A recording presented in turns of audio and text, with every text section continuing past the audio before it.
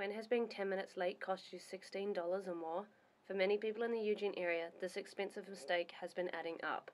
Many students have learned the harsh lesson of leaving their car parked for just a few minutes too long and finding an expensive and not so welcome parking ticket on their windshield.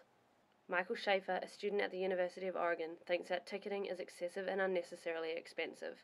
He believes that the City of Eugene Parking Services is abusing people's basic need for parking. It's ridiculous, to say the least.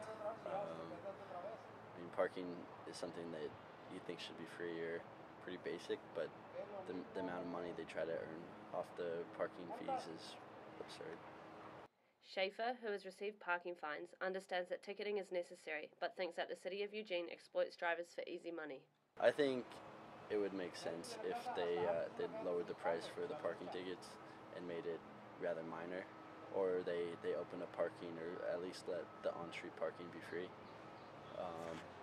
Not many small towns have paid on-street parking. Eugene's on-street parking is just a ploy to blatantly get more revenue. The City of Eugene Parking Services controls parking issues in the Eugene and campus areas. They work closely with the Department of Public Safety with on-campus violations as well. Jeff Petrie, the City of Eugene parking manager, says that parking is all about making smart decisions. Parking is very emotional, very human.